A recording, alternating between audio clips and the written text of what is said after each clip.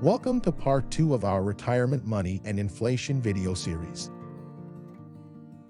We are going to start with adding up your fixed and variable expenses from the last month, then subtract them from your monthly income. If you get a positive number, you are making ends meet and have a surplus. You might use the extra funds to pay off debt or build an emergency fund. Negative numbers represent a deficit and could be a signal to rework your budget. Look for ways to reduce your variable expenses, such as eating out less or reducing your vehicle usage. Another tip would be to take advantage of discounts offered to seniors. Many businesses offer discounts of 10% or more. Another bit of advice is to delay major expenses. If you were planning to take an extended vacation but haven't paid for it yet, you could postpone the trip. The same is true for luxury purchases like a new boat or a house remodeling project. If it's hard to make it from month to month, you might put these funds toward day-to-day living. Perhaps in a couple of years, you'll have a chance to work splurges into your budget again. Drawing on cash is another tip. For those with access to cash, it may be time to spend those funds rather than sell off stocks or make extra withdrawals from retirement accounts. This could help you avoid going into debt with credit cards. When using cash to cover expenses, pay attention to every expense.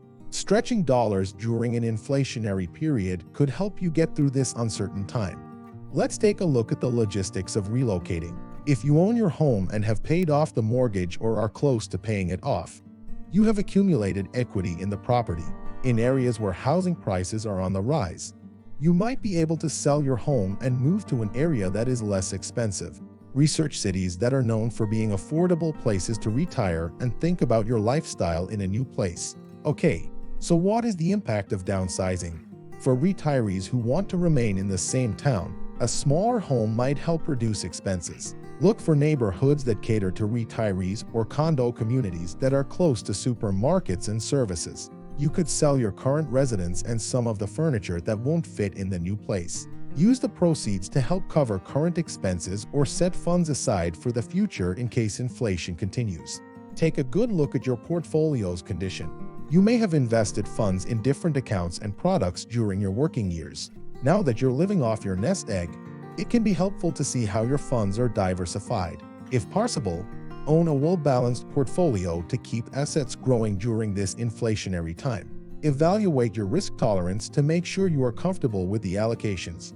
Consider asking about distribution strategies to see if there are options to potentially access more funds without hurting your long-term plans. It can be hard to know how long inflationary periods last. While some experts have made estimates, history tells us that inflation ebbs and flows over time. By taking measures now, you'll be able to continue living off your fixed income and be prepared for the coming years. This concludes part 2 of this video series, Retirement Money and Inflation. Thank you for joining us for this short video series.